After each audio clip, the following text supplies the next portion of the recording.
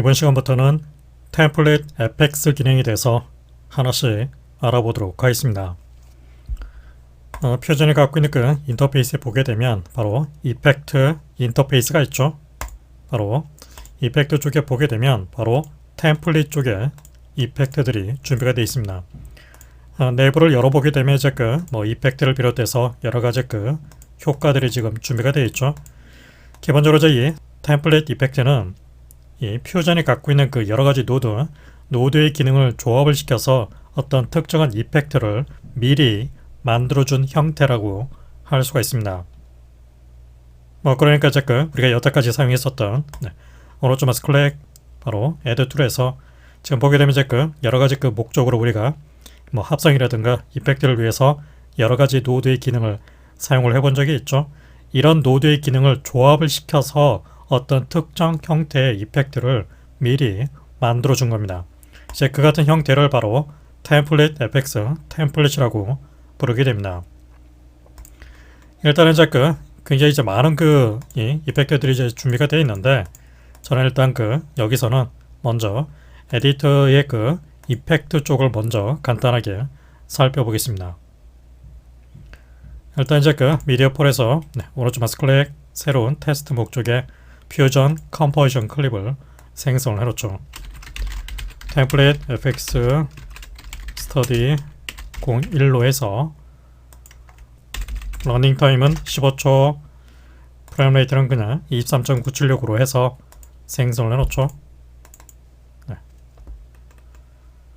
먼저 이제 템플릿 에디트 이펙트 쪽에 먼저 이제 단순하게 사용할 수 있는 컬러 보드 기능부터 이야기를 해보죠. 제가 이제 미리 준비를 해놓은 이 비디오 클립을 바로 이 비디오 클립을 화면에 배치를 했을 때 이같이 이제 보게 되면 촬영이 되어 있죠. 이제 이 상태에서 바로 컬러 보드를 선택을 해줍니다. 클릭. 그러면 이제 컬러 보드 이 노드가 하나 붙어 있다는 걸 알 수 있죠. 그런데 이제 가만히 보면 이 노드의 모양을 보게 되면 여러 개의 노드가 이제 하나의 단위로 겹쳐져 있는 형태로 지금 표시가 되고 있죠. 보통 일반적인 노드는 단일 형태의 표시를 갖고 있지만은 이 템플릿 FX 계열의 노드 같은 경우에는 여러 개의 노드가 하나의 단위로 합쳐져 있는 형태로 이같이 표시가 되어 있습니다. 그래서 이제 이 노드를 선택해서 바로 오른쪽 마우스 클릭 바로 이제 expand 그룹이나 ungroup을 사용해 주게 되면 바로 ungroup 그럼 이제 어떻게 되죠? 바로 하나의 단위로 합쳐져 있는 노드가 실제로 어떤 노드하고 연결이 돼서 시각적인 효과를 만들어 주는지 이같이 노드의 구체적인 연결 관계를 표시를 할 수 있게 됩니다. 다시 Ctrl Z 언두. 때에 따라서는 이제 이 ungroup 기능을 사용하지 않고 바로 expand group 단축키를 보게 되면 Ctrl E 키죠. 또는 해당 노드로 선택해서 더블 클릭. 그럼 이제 이같이 별도의 이제 이 그룹 형태로 이제 묶여져 있는 상태에서 이 노드의 연결 구조를 이렇게 확인할 수 있습니다. 컬러 보드 같은 경우는 이제 보게 되면 이제 어떤 렉탱글 네모난 모양에서 백그라운드 노드 또는 머지, 채널 블린 이런 기능을 조합을 시켜서 최종적으로 다음과 같이 클릭 드래그 앤 드롭 바로 이같이 이제 하얀색 테두리를 만들어 준다는 걸 알 수 있죠. 그냥 단순하게 어떤 색상 테두리 효과를 만들어주는 역할로 컬러 보드 기능을 사용해 주게 됩니다. 이렇게 이제 익스팬드가 되어 있는 상태를 다시 이제 콜랩스 그룹 기능을 사용해서 이렇게 다시 하나의 단위로 합쳐 놓을 수 있거나 또는 더블 클릭 펼쳐져 있는 상태에서 다시 X 버튼을 눌러서 원 상태로 다시 합쳐 놓을 수 있게 됩니다. 컬러 보드가 갖고 있는 이제 컬러에서 어떤 임의의 색상을 이제 바꿔서 이렇게 또 색상을 표시할 수 있고 보더 위스를 사용해서 경계선을 더욱더 두껍게 얇게 또는 소프트 엣지를 사용해서 경계를 부드럽게 날카롭게 바꾸는 수도 있죠.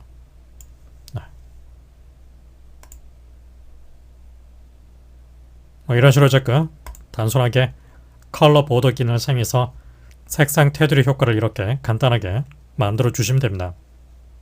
물론 이제 이같이 이제 템플릿 기능을 사용하지 않고 우리가 알고 있는 기존 노드의 조합을 사용해서 더블클릭 이같이 이제 그 렉탱글, 백그라운드 이런 노드의 조합을 사용해서 그냥 단순하게 이 같은 효과를 똑같이 만들어낼 수도 있겠죠. 하지만은 그냥 재빨리 사용한다는 관점 안에서 이같이 미리 만들어져 있는 템플릿 기능을 사용을 해 주시는 것이 좀 더 편하게 작업을 할 수 있을 겁니다.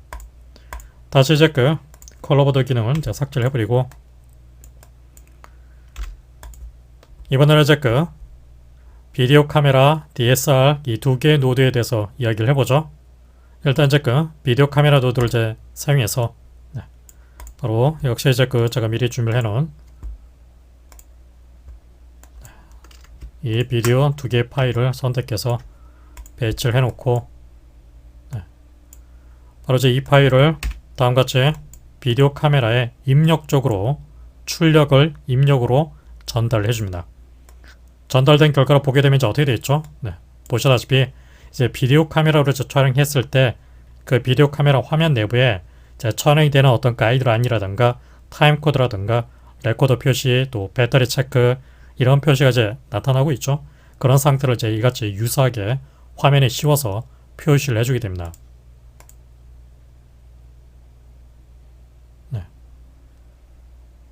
오버레이가 되고 있는 이제 그 색상을 이제 다른 색상으로 또 선택을 해서 또 화면에 표시되는 색상을 바꾸는 수도 있겠죠. 또한 이제 그 배터리 레벨을 통해서 배터리가 이제 그 지금 보게 되면 이제 완전히 이렇게 채워져 있는 상태죠. 이렇게 레벨을 줄여서 배터리가 이제 남아있는 어떤 상태 표시를 더욱더 적게 표시 상태를 바꾸는 수도 있죠. 동시에 이제 그 레코드 라이트 쪽에 있는 이제 이 붉은색 표시 있죠. 역시 반투명하게, 완전 투명하게 바꾸는 수도 있죠. 아무튼 이제 이같이 비디오 카메라 기능을 사용해서 비디오 카메라 화면으로 촬영이 되는 듯한 그런 상태의 화면을 이렇게 만들어 놓을 수 있게 됩니다.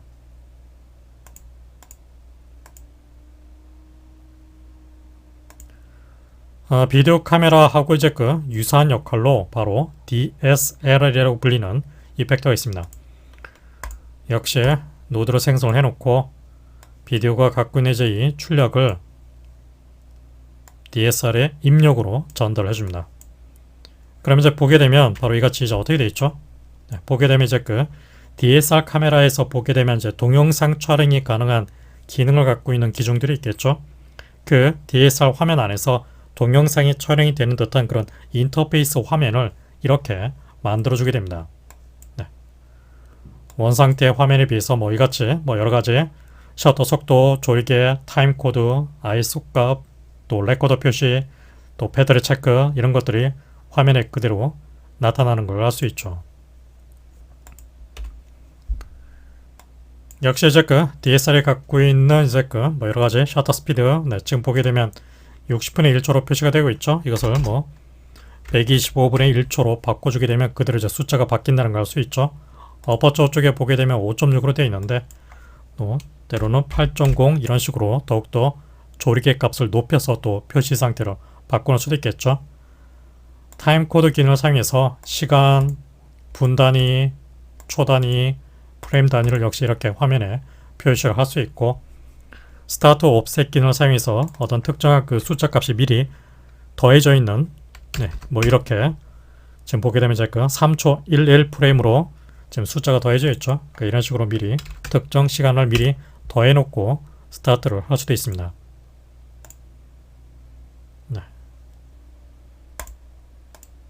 이런 식으로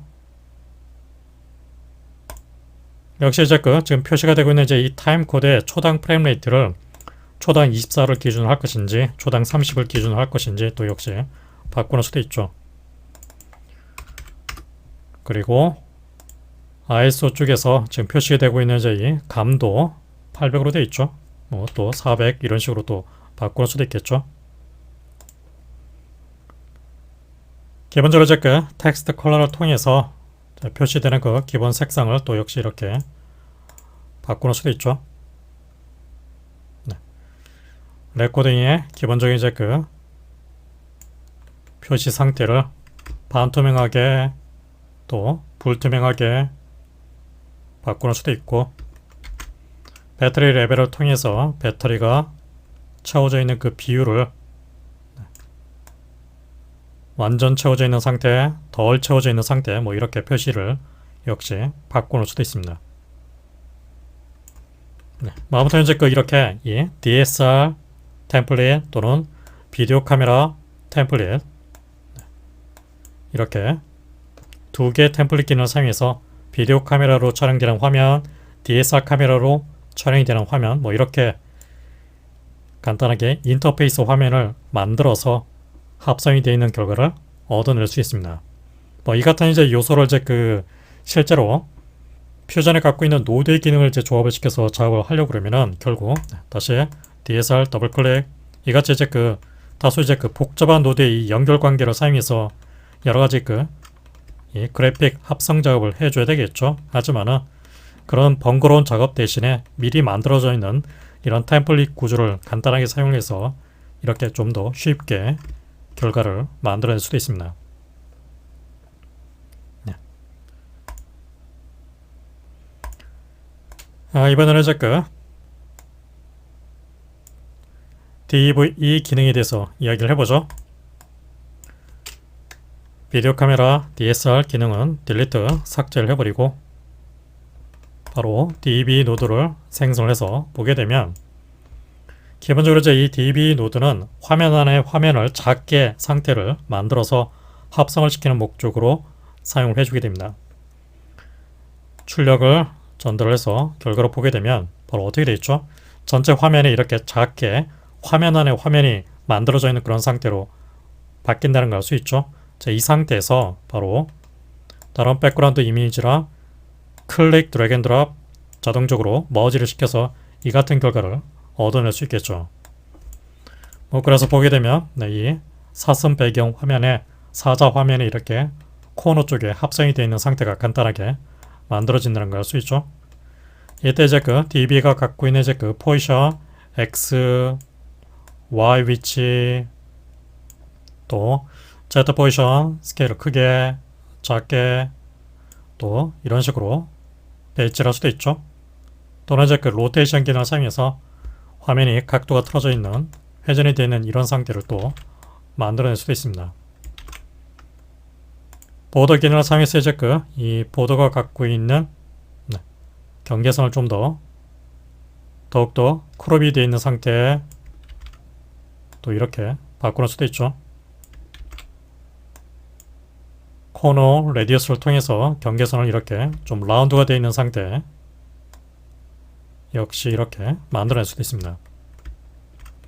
테두리가 갖고 있는 색상은 컬러 기능을 사용해서 색상을 또 이런 식으로 바꾸는 수도 있겠죠.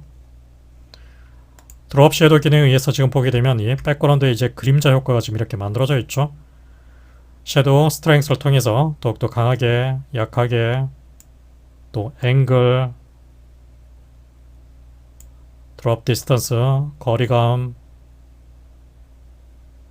뭐 이렇게 또 블러를 사용해서 얼만큼 그림자를 확산을 시키거나 날카롭게 만들거나 또 이렇게 선택을 할 수도 있습니다.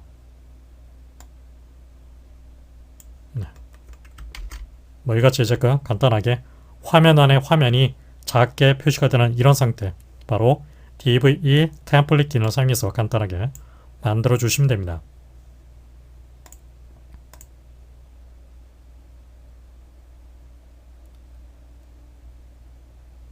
네.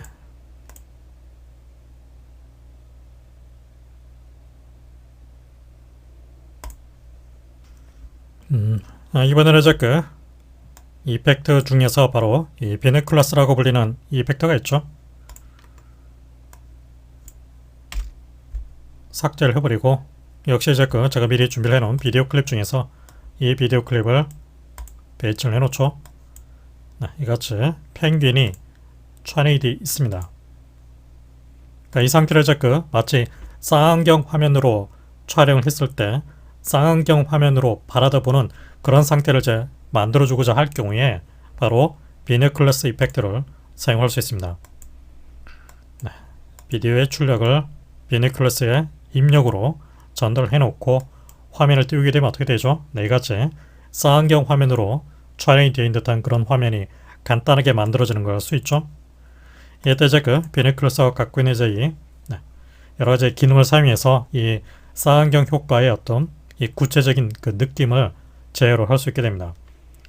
일단 이제 이 마스크 블루를 통해서 경계선을 좀 더 날카롭게 보게 되면 날카로운 엣지 상태로 바뀌게 되죠. 블루를 강하게 넣어주게 되면 뿌옇게 뭉개져 있는 상태가 만들어지게 되죠.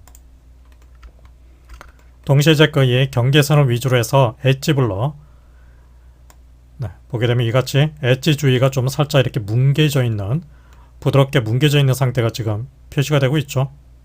이렇게. 그리고 동시에 이제 이 비네트 사이즈를 통해서 경계선의 어떤 느낌이 좀 어둡게 바뀌는 그 정도를 바꿔놓을 수 있게 됩니다.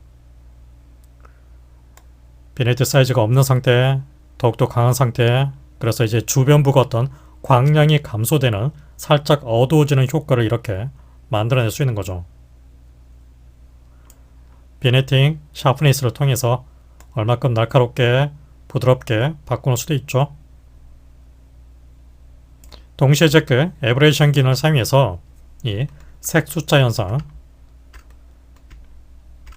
바로 에버레이션 스트렝스를 통해서 색 숫자가 이제 얼만큼, 즉 어떤 그 이 색 숫자는 렌즈가 갖고 있는 어떤 결함으로써 빛이 이렇게 굴절이 되면서 색감이 살짝 틀어지는 현상이 생깁니다.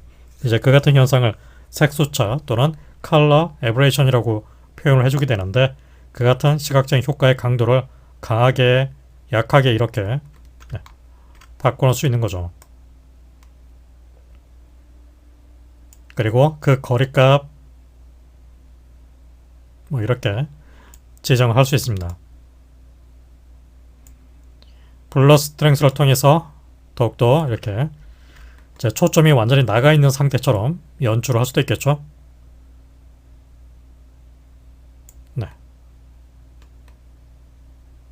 그리고 이제 그 지금 보게 되면 I 포지션 X, Y 위치에 따라서 이 쌍안경이 얼마큼 거리가 멀리 가까이 이렇게 놓여있는 그런 상태를 또 표시를 할 수도 있죠.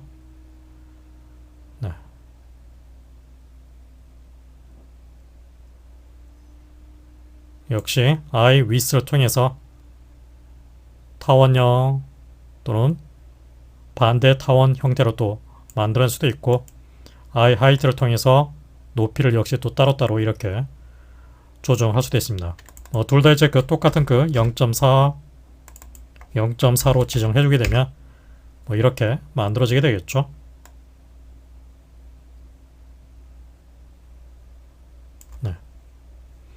다시 원상대값 리셋, 리셋. 기왕에 하는 거 이제 그 단독적으로 이 비너클러스 이펙트뿐만 아니라 이 중간에 덴트 이펙트, 우리가 이제 그 이펙트 시간에서 배운 적이 있는 덴트, 시프트 스페이스 덴트라고 이제 검색을 했을 때 바로 이제 덴트 이펙트를 찾을 수 있죠. DNT 시프트 클릭 드래그 앤 드롭 중간 삽입을 해놓고 이 덴트가 갖고 있는 이제 그 이 타입을 바로 사인 덴트로 바꿔줍니다. 사이즈를 적당히 크게 작게 지정해놓고 스트렝스를 이렇게 적당히 작게 조정해줍니다. 그러면 이제 그 어떤 렌즈에 의해서 이 주변부가 왜곡이 되어 있는 그런 상태의 효과가 이렇게 같이 첨가되겠죠. 그래서 좀 더 쌍안경으로 봤을 때 그 렌즈의 어떤 왜곡에 의해서 화면이 일그러져 있는 그런 상태의 시각 효과가 같이 더해지게 됩니다.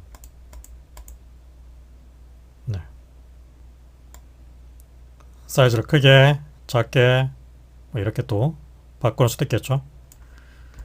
그래서 지금 보게 되면 이 같은 상태의 그 느낌을 지금 얻어냈습니다.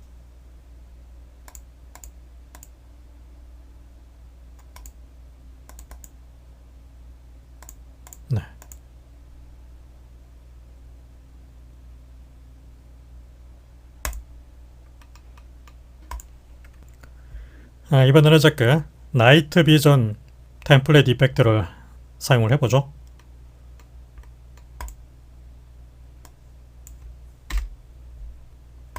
기존에 제가 인풋으로 한 적이 있는 비디오 클립 중에서 바로 이 비디오 클립을 그대로 또 이 비디오 클립도 다시 배치를 해놓고 이펙트 쪽에 있는 제가 바로 나이트 비전을 생성해 줍니다. 이 비디오 클립, 바로 이 비디오 클립의 출력을 나이트 비전의 입력으로 전달해 놓고 시각 효과를 살펴보게 되면 어떻게 되겠죠? 보게 되면 원래 그 컬러 이미지가 이같이 어떤 적외선 카메라로 촬영이 되어 있는 것처럼 야간 투시 화면 상태로 바뀐다는 걸 알 수 있죠. 기본적으로 그 나이트 비전이 갖고 있는 컬러의 선택에 따라서 이 야간 투시 화면으로 봤을 때 기본 백그라운드 컬러 색상을 이렇게 바꿔놓을 수도 있습니다. 이렇게. 그리고 동시에 이 픽셀 프리퀀시 기능을 사용해서 지금 보게 되면 이제 이 픽셀이 쪼개져 있는 그 기본 사이즈가 있죠. 더욱더 크게 작게 바꾸는 수도 있죠. 그래서 어떤 야간 투시 화면으로 봤을 때 어떤 시각적인 어떤 거친 화면을 의도적으로 이렇게 만들어낼 수도 있습니다. 역시 이제 그 게인 기능을 사용해서 화면 밝기를 더욱더 밝게, 또 리프트로 상승, 감마, 이렇게 이제 기본 컬러 커렉션, 색 보정을 역시 동시에 같이 적용을 해서 화면 상태로 만들어낼 수도 있죠.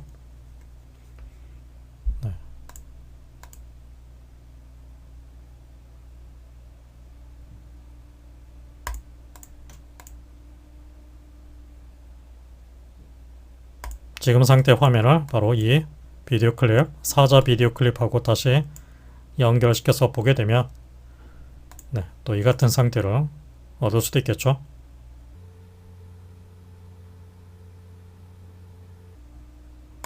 때에 따라서는 이제 이 야간 투시 화면이 그 밝기가 반전이 되어 있는 상태가 필요한 경우도 있습니다. 바로 이제 그걸 위해서 바로 인버터 컬러 기능을 사용해서 인버터를 중간에 Shift, 클릭, 드래그 앤 드롭 삽입을 해서 반전을 시키면 바로 이렇게 밝기가 서로 반전이 되어 있는 그런 상태에다가 나이트 비전, 야간 투시 화면이 같이 효과가 결합이 되어 있는 상태를 이렇게 얻을 수도 있겠죠.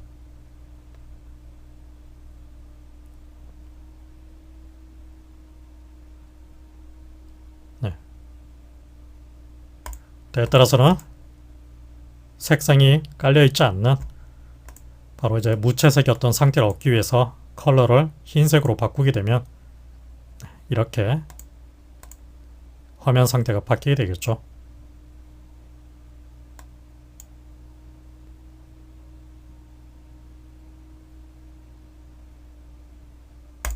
아무튼 이제 그 간단하게 이같이 나이트 비전 기능을 사용해서 더블 클릭 보게 되면 이제 그 나이트 비전이 비교적 좀 복잡한 어떤 노드의 연결 구조를 갖고 있다는 걸 알 수 있죠. 이런 효과를 만들기 위해서. 하지만은 그냥 단순하게 미리 만들어져 있는 이런 효과를 사용해서 복잡한 어떤 노드의 연결 작업 없이 이렇게 간단하게 야간 투시 화면 상태를 이렇게 만들어낼 수 있게 됩니다.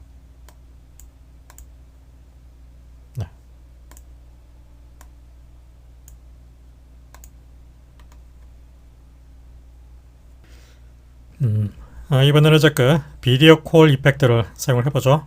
지금 노드는 다 선택해서 딜리트 삭제를 해버리고 템플릿 이펙트에 보게 되면 비디오 콜 이펙트가 있죠. 바로 이제 이 비디오 콜 이펙트는 우리가 이제 그 화상 통화, 화상 회의를 했을 때 그 화면과 유사한 인터페이스를 자동적으로 만들어주게 됩니다.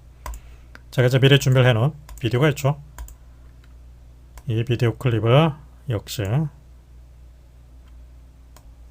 이렇게 배치를 해놓고 이 비디오 클립 화면을 지금 보게 되면 이제 그 느낌을 봤을 때 어떤 화상 통화를 하는 그런 화면과 좀 유사하게 지금 촬영이 되어 있죠. 이제 이 상태를 비디오 콜 쪽으로 전달을 해줍니다. 그러면서 어떻게 되죠? 보시다시피 이 화상 통화 화면과 굉장히 유사한 인터페이스가 이같이 자동적으로 만들어진다는 걸 알 수 있죠. 플레이백을 했을 때 이런 식으로 네, 뭐 통화 아이콘이라든가 마이크, 또 타임코드, 카메라 이런 인터페이스들이 이렇게 자동적으로 만들어지게 됩니다. 기본적으로 제가 X, Y 또 위치를 바꿔놓을 수도 있겠고 줌 기능을 사용해서 이제 좀 더 작게 크게 화면을 또 바꿔놓을 수도 있겠죠. 백그라운드 컬러 다른 색상으로 역시 또 변경할 수도 있고 섀도우 스트렝스를 통해서 소프트 섀도우가 갖고 있는 그 강도를 약하게 강하게 드롭 앵글을 사용해서 그림자의 기본 각도를 바꿔놓거나 디스턴스로 경계를 더욱더 멀리 가깝게 블러를 사용해서 경계를 흐릿하게 날카롭게 바꾸는 수도 있죠. 이때 이제 콜 버튼 컬러 색상이 지금 보게 되면 이렇게 지금 색상이 정해져 있죠. 다른 색상으로 또 선택을 해서 바꾸는 수도 있습니다.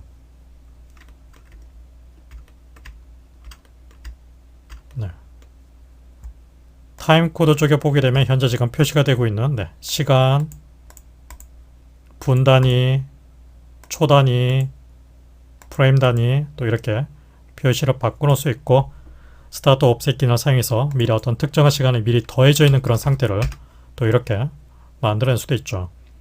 프레임 퍼 세컨드를 사용해서 타임코드가 갖고 있는 프레임 레이트를 초당 30, 초당 24 뭐 이렇게 지정할 수도 있습니다.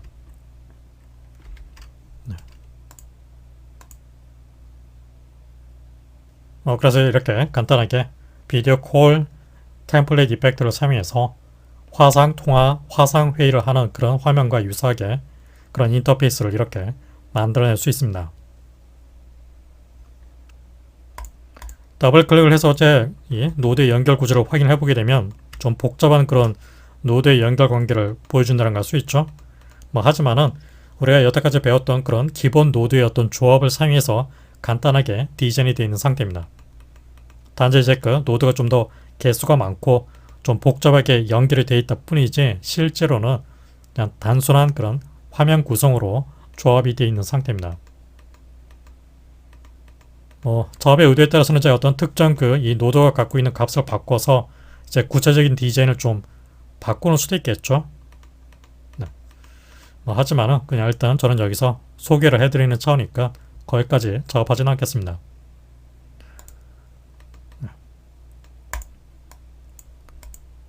이 상태를 다시 다른 화면과 또 전달해서 이렇게 만들 수도 있겠죠.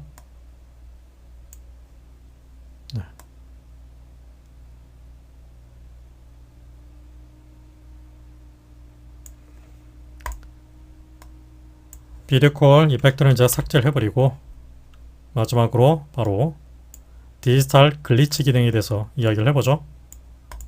테스트를 위해서 제가 미리 준비를 해놓은 비디오 클립이 있습니다. 디지털 글리치는 바로 이제 주어진 화면에 대해서 어떤 디지털적인 이 화면 깨짐 또는 불규칙한 어떤 깜빡거림 그런 패턴을 자동적으로 만들어주게 됩니다. 출력을 입력으로 연결해서 화면을 띄게 되면 바로 어떻게 되어 있죠? 보게 되면 이제 화면의 일부분이 마치 이제 깨진 것처럼 화면이 지금 연출이 된다는 걸 알 수 있죠.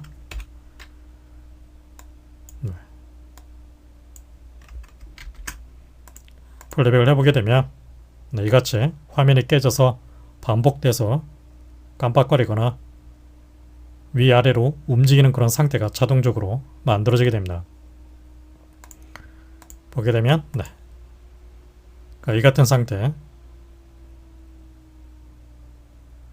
기본적으로 이 디지털 글리치가 갖고 있는 XY 포지션을 사용해서 화면이 깨지는 기본 위치를 또 이렇게 바꾸는 수도 있고 글리치가 갖고 있는 이 사이즈 있죠. 위스를 사용해서 더욱더 얇게 또는 길게 하이트를 사용해서 높이를 좀 더 얇게 두껍게 바꾸는 수도 있고 글리치 크로마 스케일을 사용해서 이 화면이 이제 깨져서 어긋나는 기본 스케일을 작게 크게 바꾸는 수도 있습니다.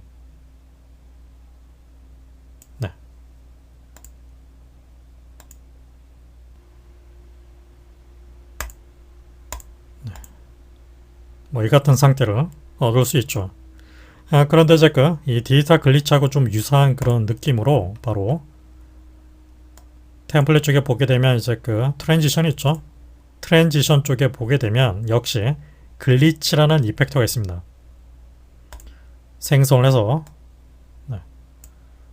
다시 트랜지션 글리치 이미지의 출력을 트랜지션 글리치의 입력으로 전달을 해서 화면을 띄우게 되면 어떻게 되죠? 역시 이제 보게 되면 이제 화면이 약간 좀 어긋나서 비틀어져 있는 그런 상태가 지금 같이 만들어지고 있죠. 뭐 기본적으로 이제 내부적으로 봤을 때 어떤 별도로 조정이 되는 인터페이스는 따로 없지만은 일단은 기본적으로 화면이 2중 3중으로 겹쳐 있고 부분 픽셀이 깨져 있는 그런 효과가 자동적으로 첨가가 됩니다. 그래서 보게 되면 뭐 이 같은 상태를 얻을 수 있게 되죠. 그래서 이제 여러분들이 어떤 필요에 따라서 화면이 깨져 있는 듯한 깜빡거리고 픽셀이 깨지고 색상이 어긋나고 이런 디지털적인 그런 부작용을 비슷하게 만들어주기 위해서 트랜지션 글리치 또는 디지털 글리치 기능을 사용해서 이같이 효과를 만들어 주시면 됩니다. 디지털 글리치 더블 클릭 역시 보게 되면 이제 내부적으로 봤을 때 약간은 이제 복잡해 보이는 그런 노드의 연결 구조를 지금 보여준다는 걸 알 수 있죠. 하지만 역시 우리가 여태까지 배웠던 기본 노드의 조합을 사용해서 어떤 효과가 만들어져 있는 상태입니다.